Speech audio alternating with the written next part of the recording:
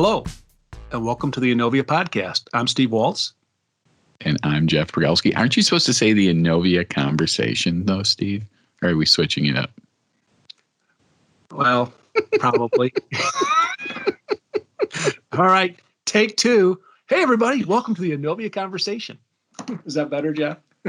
Perfect. Now, I'm just asking. You could have kept going. I'm fine. You know, I guess the first time I did that, and so it's the Innovia conversation. You are absolutely correct. And guess what, Jeff? On the Innovia conversation today, it's called Thinking Outside the Box. Wow, that's a deep topic. Look, we probably need help for that. Oh, we need lots of help.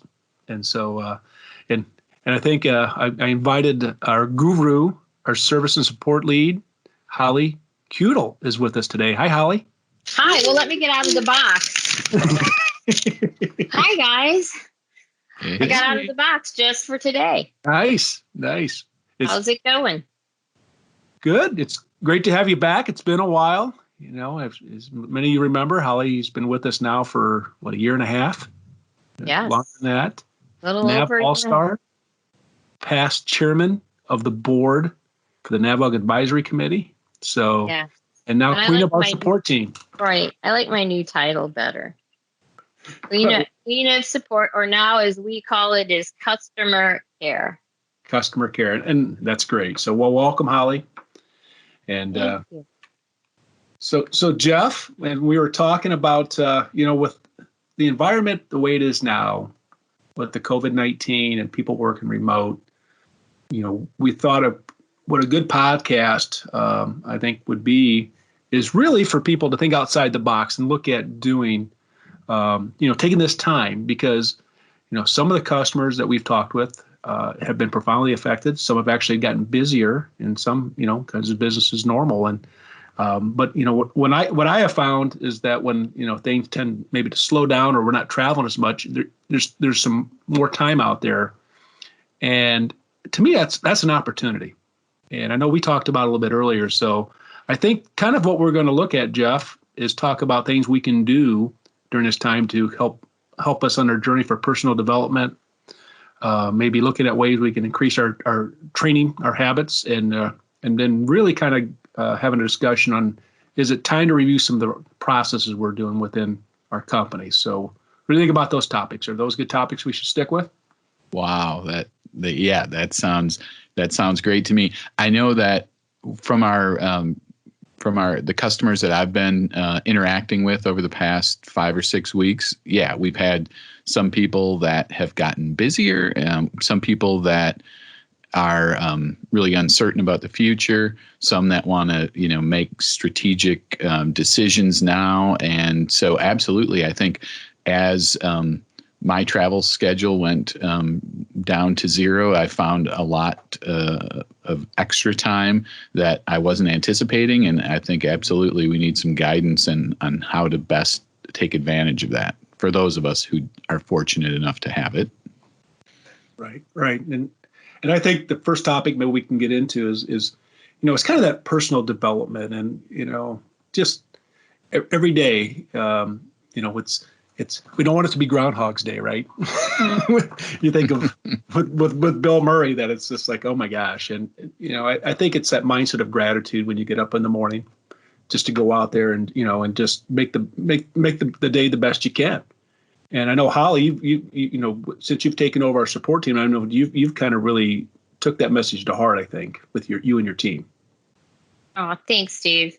It is a unique time that we're sitting in, and we can choose to either make the most of the time or we could squander the time. And so with the support team, what we've decided to do is make the best use of our time. And so in some aspects, we're very busy, and in other aspects, we're very slow. And so figuring out that mix and then what do we do with the rest of our time has really become key. And so we've taken time to do those things. We've looked for some great training opportunities around customer support and how we interact with their customers, how we communicate, the things that we say we're going to do, we do them, and reviewing those things, looking at feedback and customer surveys and how we can improve. So we've utilized some of the time for those opportunities. We've also done some strategic training on the ISVs that we work closely with, and in Business Central and the new releases coming out as well. So we've put it out there, and everybody's got different areas that they're strengths in and that they have a passion about. And so each person has selected some things they'd like to do, and we put it out there for them to do. Great. You got any examples you want to share? Sure. So one of the things that my team has done is we follow a author called Shep Hyken, and he's a customer service advocate. Over the summer last year, we read his book as a team. So that's something we do. We have a book club. We read books together pretty regular and then talk about them in our team meetings. And so last summer, we read Be Amazing or Go Home. Around customer service, and he offered a free class during this quarantine time to anyone that was interested. And so the whole support team took advantage of that and participated in a free training with Shep Hyken. We did 5 days, and then he did a live webinar presentation with us where we got to sit in class with him and talk with him and interact, which was really, really cool. Just you and the support team? Correct. Everyone Nice. on the support team, and it was a certified class that we were able to take for free that he offered during the quarantine. So we were ready to go and looking for opportunities, and it came up, and we jumped right in on that. So that was a great chance for us. Inovia as a whole, we had an opportunity with JET to schedule training with our top 10 consultants that work with JET. So we took those that work with JET the most, and we put them in a full week training. So all day, every day for 5 days, they're in a training with JET reports to build their skills and take it to the next level. Next week, we have training with E1. There's, I think, 9 of us in the E1 training next week on working with their products to level up there. So each and every week, we seem to be finding more things to do and to continue to build the skills of the team, individually and as groups. And I think that's great, Holly, because I think a lot of times when you have that extra time, and I think of all the times customers have said to me, "Oh, we're too busy, right? We're too busy to tackle that." Well, now maybe having that time, what you're doing, and Jeff is going through the JET reporting, JET Jeff, right? And he's been sitting in those too. And are you doing the training next week too, Jeff, or? Depending on my demo schedule, I certainly would like to. Mm-hmm. But that is something that as I transition to a more technical pre-sales role that I've also been taking advantage of. That was a big announcement when Microsoft announced that all of their events through July 2021 are going to be delivered virtual. But I took advantage of that. The Power Platform event that was, I think it was $1,000 to attend. When it became virtual, it was free, so I signed up for that right away and got in. Our own event, going to virtual, hopefully will mean that it will increase the number of attendees because it's going to be easier for people to attend. So certainly that's something that I've tried to take advantage of as my travel schedule allowed with all the stuff being canceled. So yeah, that's I think across the board at Inovia, everyone's trying to take advantage of that, and that's going to benefit our customers coming out of this mess. Neat. And Holly talked about the book report, and I think of, it's probably about 3 or 4 years ago. I was never a big reader outside of reading sports, box scores, and staying up with my teams and stuff. And I made the commitment, I'm going to read at least one book a month. And then about a little over a year ago, I'm up to 2 books a month. And, just really, there's a saying, when you're green, you grow, and when you're ripe, you rot. And I think what we deal with in the world of sales is this word called change. And it's amazing how people will fight change to the death, right? It's people will stay with the devil they know versus the devil they don't know, because at least they know what they have on it. And it's getting that mindset and that personal development mindset, I think, to be a student, right? And there's numbers when I did sales training, and the first time I heard this number, I was just blown away that 90% of salespeople have never read a book on selling, or been to a seminar or a webinar, and those are the people representing their companies to grow their revenue, right, and bring in new business. And I was just always blown away by that. But that's why they kind of get in that 80-20 rule, like the top, the tops, and it seems like that, as you get involved with other aspects of companies, that you see that it's that you have a certain group that just kind of lead and a certain group of followers. But I think everybody can benefit just from doing that, and I think that's awesome that you're doing that. And Jeff, I don't know about you, if you listen to Audible or if you're reading any books, Jeff. He's so busy. We just the busiest guy at the company. We were talking with Jim on a past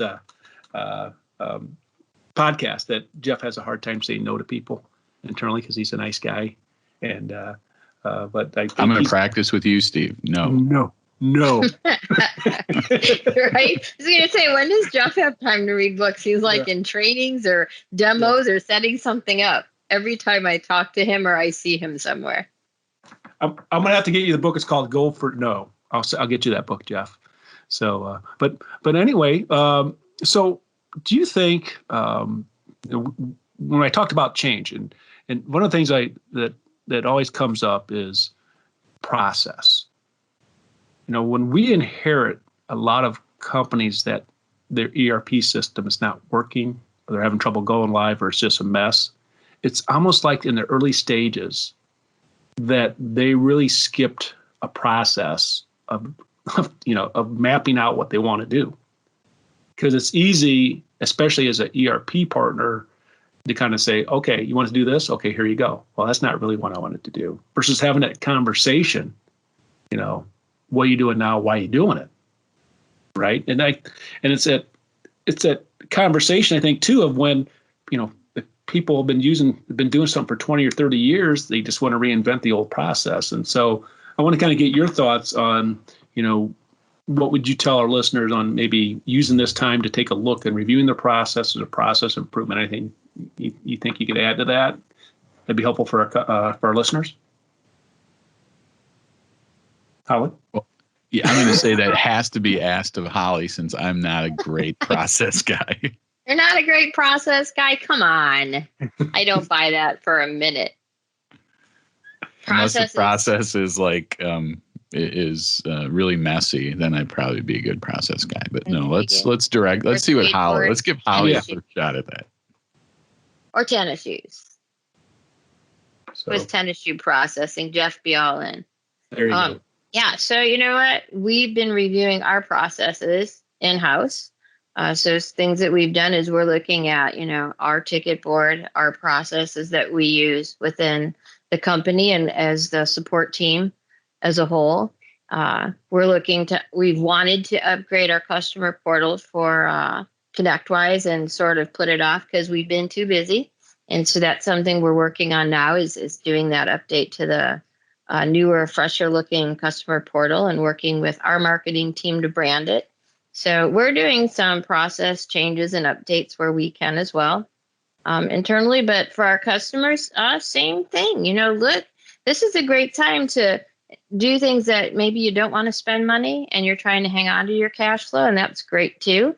There's things you could do that don't cost. And that's looking at those internal processes and nav. What aren't we using? What might be under the hood?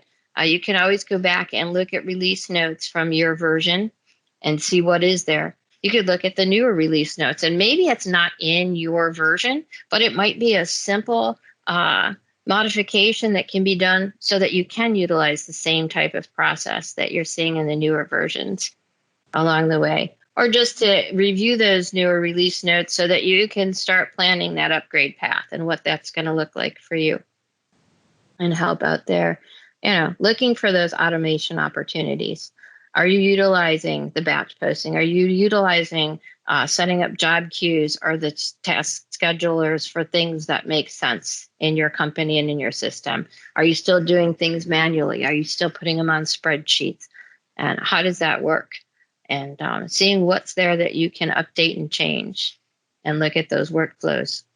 Another great thing that I used to like to do when I was on the end user side was cross train. So a great time to have a purchasing person do some sales orders and a salesperson do some purchasing and work together. And even though they're remote, they could still hop on. And, most of our clients have access to Office 365. They're in the Microsoft space. And so they have both Dynamics products and they have the Office products.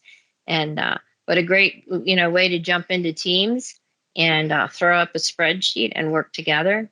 You could, use Teams and work on Nav together. And sometimes when you have someone from purchasing and sales working together, they'll figure things out and bring them to you that will help change processes and make things better on one or both sides. Same if you do sales and shipping and receiving and purchasing. It's amazing when you put those two people together, how they see things from the other side of the fence and can bring ideas to the table that help one another as they're working through things. And one of the stories I tell often was when we had sales and shipping work together, and they spent a half a day doing sales orders together, and then the second half of the day out doing and shipping together. And the salesperson's watching the shipper do the shipping, and then it's his turn, and so he takes over, and now the shipper's watching the salesperson ship.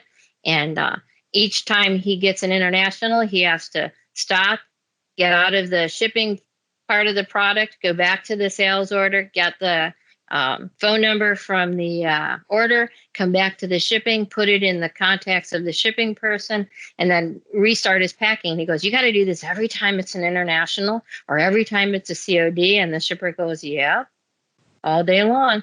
He goes, wow, if we'd have known that, we could have just put that in there when we create the order. It would just take a second to copy paste it in there, one more time, one more spot. And he goes, really? You could do that? He goes, yeah, we'll start doing it now. He goes in the office, tells the sales team, they all start doing it. And that was the end of that. But you think of how much time that simple little thing changed how shipping happened and how much time it saved each shipper from not having to exit the shipping product, go back to the sales order, get the information, come back, put it back in, restart the packaging, and ship that product out. So sometimes those spend that half day cross training and working together and change, Yeah, those hours are great and hours of work. I know we do a couple of presentations on what if your process isn't the problem, or what if your process is the problem, right, Jeff? and I think Holly, things that because you talked about getting people together.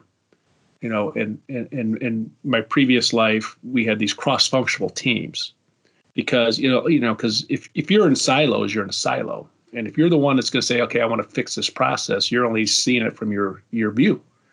And by getting the stakeholders together and communicating, because I was just thinking years ago, I was on a panel and we were shipping directly to end users versus going through distributors. And the price point where we sold cases of product was 10. And so we would have customers that would order 10 cases 3 or 4 times a week. And the shipping cost on a common carrier to send these cases was ridiculous. And I remember, sitting in one of these panels and, as a salesperson, they're like, well, why don't you guys tell them to make bigger orders? I'm like, there's no incentive for them to make a bigger order because it's kind of like Amazon, right? You can just order, click, buy different things on Prime and it doesn't affect your shipping cost. And it's something that you thought was so easy. I'm like, well, if you had different brackets and, kind of created 10 cases, 30, 60, and 300 to give them price incentives to want to do that. And this is going back a long time, but just the process of getting the right people in a room together, like something you thought that made sense. Somebody else was like, oh, we just, it was a competitive reason why they did it years ago, but now it's the cost of it became so prohibitive. But Jeff, anything you want to add to that, or on how to maybe put together a team? I don't think you're good with the teams. right. Yeah, right. Well, that's a completely different topic. Oh, I'm sorry. You did a webinar on Teams, Holly. There's too many Teams questions lately, especially on the licensing side. No, I think though, that is also though a good segue into, working remotely as I have for the last 8 or 9 years, I would be interested to hear your opinions about how the current state in a remote workforce, if that if that changes the way that you assemble teams, or if that's I guess I would see some advantages to the current situation, but maybe that's because I'm the eternal optimist. What do you think about that? Do you think this new kind of remote work that most companies who are still transacting in this in the time of this virus, do you think that's an advantage or a disadvantage for the teams? Both. Depends on where you were sitting at, but benefit, remote workers are 50% more productive than office workers. Just the fact you don't have the distractions at working remote that you do sitting in an office. And so you tend to be more productive and have more concentrated focus time on your work. So you could get a lot more done in a lot shorter time. So not only are you generally more productive, you're more productive in less time. So what you normally would do in an 8-hour workday, you're probably able to do in 4 or 5 hours at home and be productive. What does that do? That leaves you more time for training and other things as well. So individually and as workers, I think they are going to find that they have more concentrated work time and ability to get things done much quicker than when they're in a busy office space and area. So I think that's a definite bonus. I think from the management side, I think that especially here in the US, people have been really afraid of this whole idea of letting our people work remote and not be tethered to a desk in the office where we can see them out the window. And I think they're going to find that this might be an advantage to them to free that up. They may still have an office that people come into or out of, but I think we may see more freedom on the being able to take your laptop and work from home because your kids aren't feeling great. I think people have been afraid of that sort of virtual aspect of things, and I think it's important in the day we live. A mother who's sitting in an office worrying about her sick kids at home or with a babysitter or grandma is not giving you 100%. A mother who's at home with her laptop and can keep an eye on those kids is going to give you 100%. So which is the better option? Is to have them work remote. And I think we've seen corporately, people are afraid to let that happen. And this may open their eyes to the fact that, that's not a bad idea. This can work. We may see some more of that. And I know the younger generation, that's what they want. They want that freedom. You're going where I was thinking on that, Holly. Right?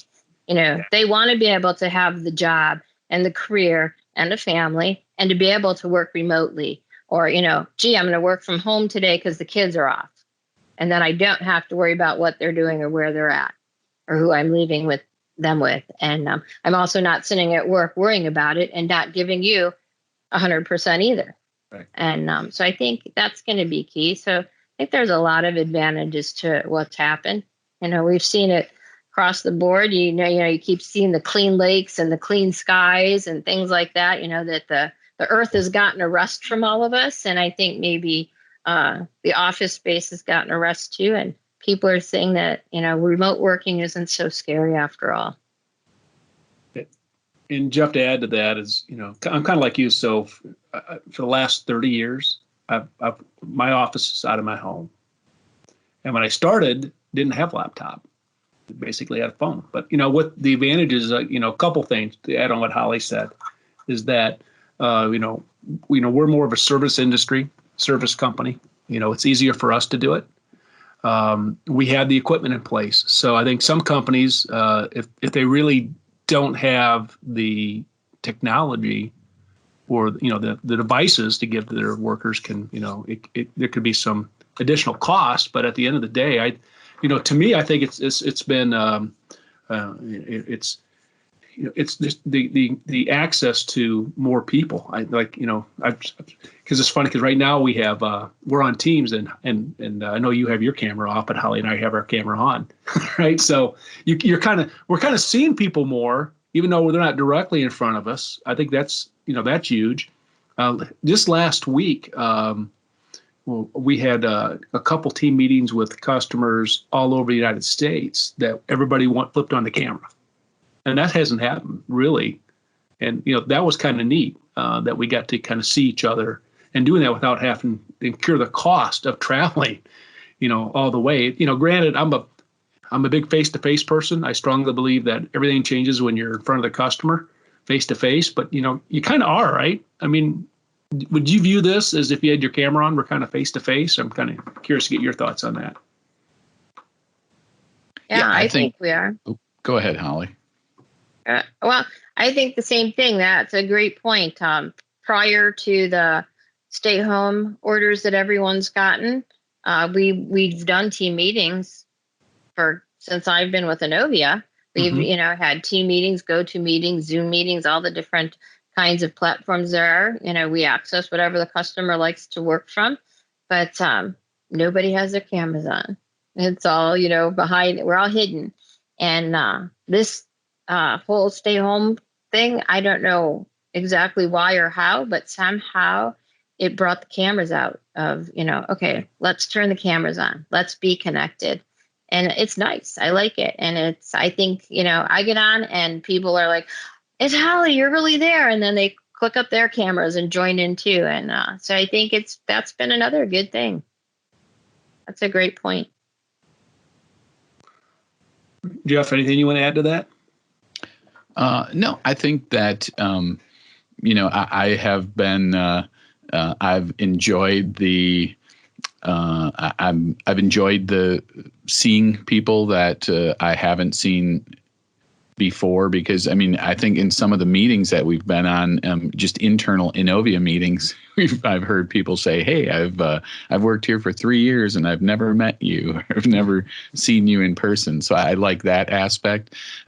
I had a customer on one of our calls say that she wasn't going to turn on her camera like everyone on the Innovia side of the call had turned the cameras on. She said, "Yeah, I've got to visit a hairdresser to address some hair issues before I turn mine on." So I think that's certainly a silver lining of this whole situation, is that getting to see people in their home office and be more connected through video. I think that's great. Yeah, because you have to personal hygiene comes into play, right? It's like you see those commercials of people sitting there with their shirt on and they're in their pajamas or whatever. But I think not a challenge, but the routines have changed. I mean, right? We were talking about that. So like my wife was my alarm clock, so she would get up, and by the time she showered and got out, it was 6:15, and I just knew that was my time to get up. Well, now she's not going to school, and it's every day now. It's like, okay, now I actually have to set an alarm. So I get up, but that I want to get I want to get in I'd like to do some steps in the morning, whatever. Then I not force myself. I kind of didn't force myself to shower, right? Because I just didn't feel this. I didn't feel the same sitting in front of the computer. All of a sudden it's 2:00 in the afternoon. Like, yeah, maybe I should shower, right? Right. Not that you can smell me or anything, but it's still just the way you present yourself. But I think by knowing you're going to flip the camera on, it's going to kind of force you at least to, brush your hair, I guess. Right. At least brush it. Well, I always preface when they're worried about turning their camera on because they haven't been to the hairdresser, I show them my roots, and then we're good. I'm like, look, here's my roots. I haven't been to the hairdresser either, so we're good. Turn on your camera. There's going to be a lot of us needing haircuts when this thing all lifts, right? On it. Right. So either that, or I'm going to quit doing it and save a whole lot of money. One of the two. Nice. And I think one of the last topics I kind of have is, and it's kind of blending in with this, is like training. You kind of talked about like jet training and things you're doing, but so maybe we could talk about avenues like for training. I know and you guys have done a lot of them, especially Holly. I know you've done a lot of webinars for the NAVUG/BC when you go onto the website there, and I've done some, and Jeff's done some, and a lot here. But just the plethora of training out there. And I just remember being a sales trainer, well, a lot of it was pointing people to the right resources. So, I mean, I guess, thinking of some of our listeners that are maybe using the software, that now they have this extra time, and, because it's the amount of information that is in NAV or Business Central is just, the capabilities are so much. And I mean, where would you maybe direct somebody to maybe, if we're going to think outside the box, to where maybe you can see what, the capabilities that it has. Maybe, the funny thing, you probably hear a lot more than me, and I'm sure Jeff does, is that when you talk to somebody about, oh, it does do that. Right. And it's like, it's done that for years. They're like, oh, I didn't know that. Right. So, maybe you can give some ideas on where to go for training for that. Right. So a couple great places. Obviously, the NAVA community is a great place to go. Tons of recorded webinars, tons of, upcoming webinars. They have focus coming up that you're going to be able to participate in virtually, and just some good stuff there. Simple things. It doesn't even have to be big. Type in just one area if you're interested in relation management. There's a ton of webinars on relation management.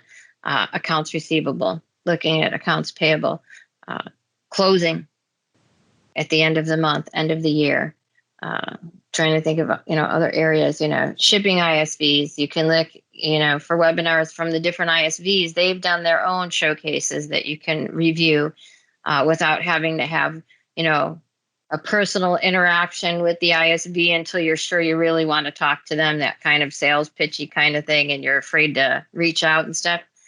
There's tons of them out there on the NAVA community. We have them on our events page as well, that you can walk through and get a better feel for them before you have a one-on-one with that actual ISV and talk to them directly and see what it's like. So there's a lot out there just within the community. YouTube's a great place to look things up and find things. Again, like I said, we have our own events page with tons of Innovia training, and also ISVs and other opportunities there.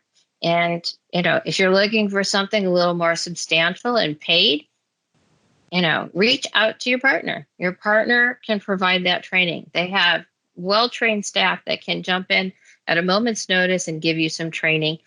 Anyone on the Innovia team, depending on their area of expertise, if you're looking for someone to walk through some things with your new employees, walk through some things with your accounts receivable team, your payables team, your purchasing team, your shipping department, whatever it is, we could put together, an hour, 2 hours, 4 hours of training for you and walk through with your teams virtually without a problem.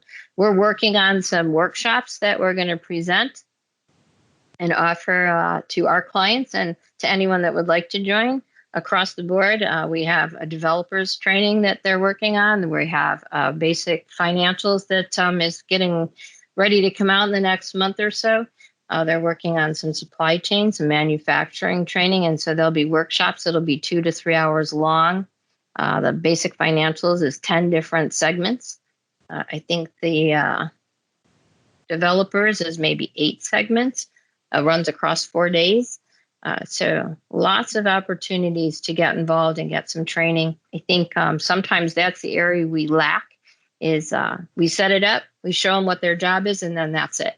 And there's so much more to that, from looking up tips and tricks, and even just getting everyone in your company to share their favorite NAV tip or trick or shortcut.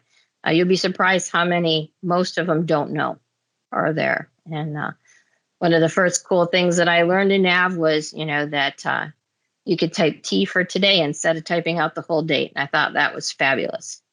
And from the accounts receivable side, at the beginning of my NAV experience, not having to type the date 03, 08, 08, 150 times in an hour was like a big save for me, to just be able to hit the letter T and bring up the date, or just put in today's date and not have to do month and year, and it would add that in. And so little tips and tricks like that are also, don't overlook those when you're sharing and working alongside people and getting them out there. Something I did On the user side was we would have a newsletter, and I would put in all those kinds of things. I'd give them little nav tips, and I'd give them Windows tips to utilize within the company, and sharing those things. And some of them were extremely helpful and time saving for them as well.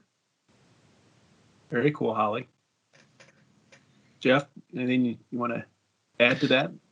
Well, I think just to reinforce that idea of, we're thinking outside the box, but in a lot of ways, I think the most beneficial training when it comes to NAV or Business Central is, training on your system with your partner probably. And this might be,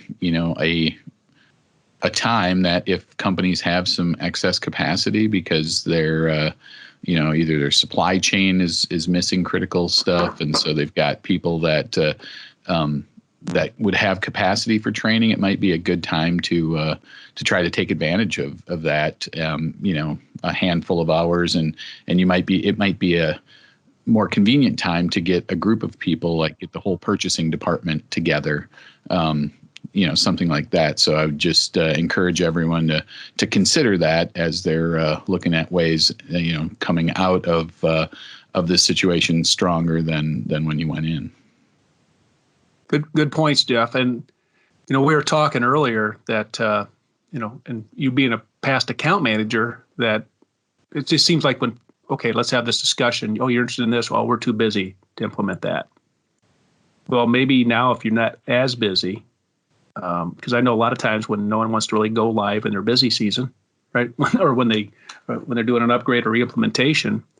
So I think now is the opportunity to really capitalize on that time. As I guess a question I have for you, Jeff, as a previous account manager, how often did you hear we were too busy to do that? Is that right? Yeah, that was oftentimes the and what changed that dynamic from being too busy to do it. They got forced into something, either a maintenance contract was coming due, or there was a they couldn't put it off anymore because they couldn't buy client hardware that was compatible with an old version of what was ever on their server. And too busy until it's too late, and then it's a regrettable thing. So certainly, I understand the idea of being cautious with cash flow and not understanding, where the economy is going to land coming out of this. But for those companies, and we have, I think, the good fortune of working with several of them, we've seen some people take advantage of that and be strategic in this time.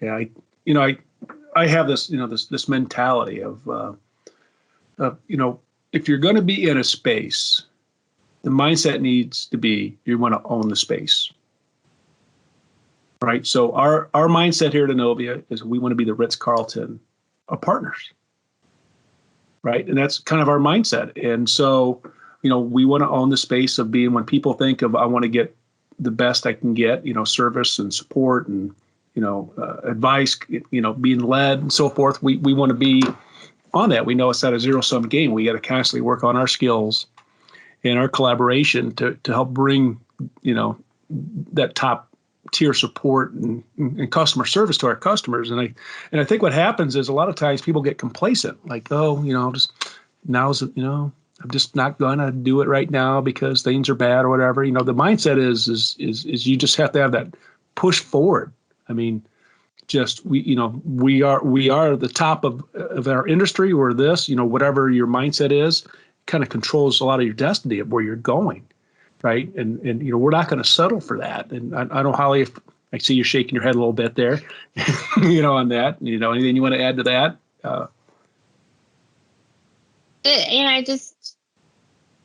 That's where you really want to be. I was thinking of the story I heard about the Ritz-Carlton that really struck a chord with me. Was about a family that had been there well off. They were on one of the upper floors. We know what that means. And they had two teenagers. Jeff will love this story because the two teenagers were skateboarding in the hallway and messing around and playing with their soccer ball. And of course, somebody else on the floor didn't like it and called the front desk, and the manager had to come up and was very apologetic to the parents. And, they can't be doing that, and made them stop. And they were understanding, of course, and had their kids stop. And not too long later, he called them down to the lobby and took them into a ballroom. And here he had gone down and thought, what could he do to make these people stay, be what they were looking for, and give them, what their kids were going to look for and make them happy. And so he cleared out a ballroom and set it up so the kids could play in there and skateboard and play with their soccer ball and do their thing. And then he joined in and had a game with some of his staff against the family with the soccer ball and stuff. But, that story just resonated with me when I first heard it of, that's who we want to be. That's the kind of company and team we want to be is, when our clients call in, we don't want to be like, well, you can't do that. We want to be like, okay, maybe you really can't do it the way they're asking you to do it, but let's figure it out. Let's give them what they want. Let's make them successful. And, let's put our heads together and let's give them what they want. Let's make them happy and satisfied. And so our team motto is their success is our reward. We say it every day. Their success is our reward. And so we kind of live by that. But that story kind of stuck with me about being the Ritz-Carlton of who we are, and how do we get there? So, Jeff, are you going to stay at that Ritz-Carlton? Where's that one at? I don't even remember what they said. That was not my experience staying at the Super 8s and Budgetels. I think I would have got a smack in the back of the head from my dad and my skateboard taken away for a few weeks. Right. But I like that version better. And that's a cool story because really when you travel, I've traveled a lot, and after a while a hotel room kind of becomes a hotel room. You want it in a nice, safe area, a clean room. But, why does it cost so much more to stay at a Ritz-Carlton? It's one word, service. Right? They just go out of the way to take care of you and give you a good experience. So that's so cool. So any other tips you guys want to give on training? Well, I would just say that, not that I want to give any tips, but maybe getting training on improving customer service would be something that all of our customers, that would be something they could focus on in this sort of, taking a breath moment that we have, like how can we deliver better service? And I think Holly alluded to how she's leading her team in that way, but that would be something for everyone that's listening to consider as well. What can you do in this time off to maybe improve your customer service process or, just to get that conversation going. Great. Yeah, that can go in so many different directions. We've talked about, especially in sales, right? A lot of it's about your culture. Okay. And you talked about the Ritz-Carlton. I think of Simon Sinek wrote a book. It's called The Why. I don't know if you ever read that book.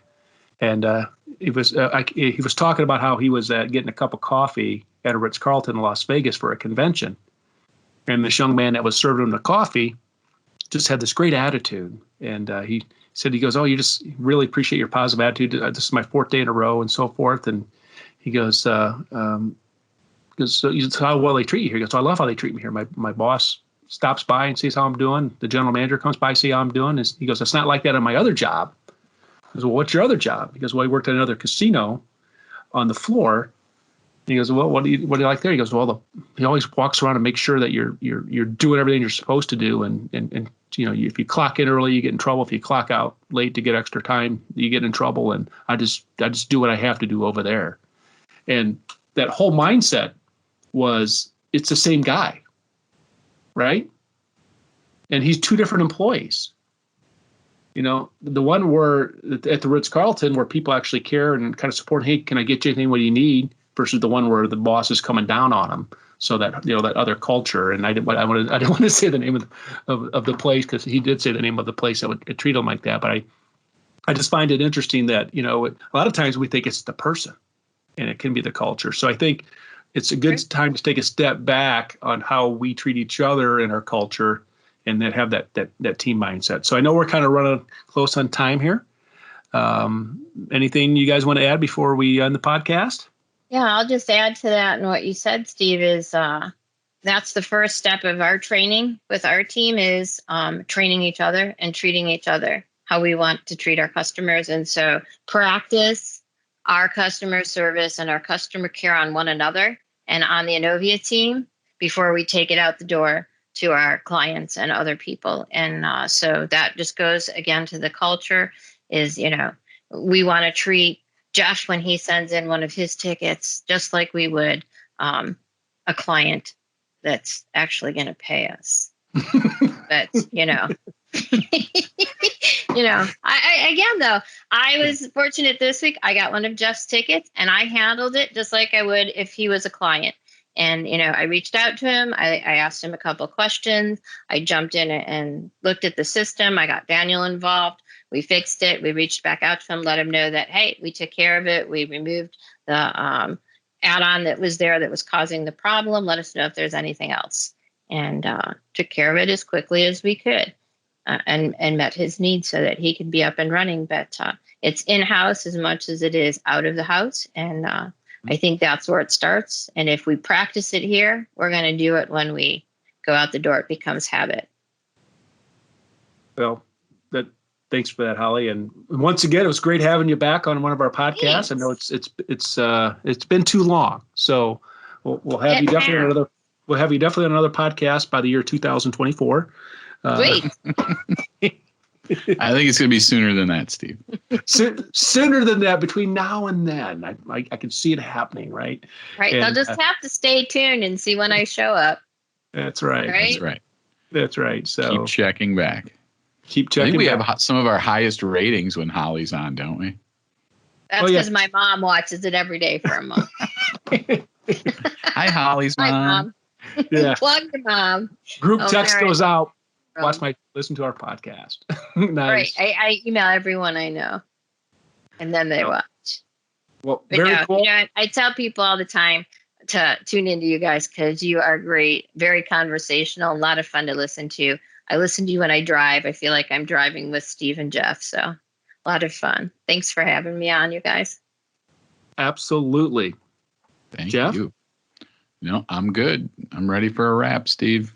Well, great. Well, we appreciate everybody taking time to be on this podcast. And if you need to reach out to any of us, you can obviously you can go to the website at innovi.com. And when you click on it, Holly's face pops up. Can I help you? So I'm sure she gets poked a few times during the day from what I hear.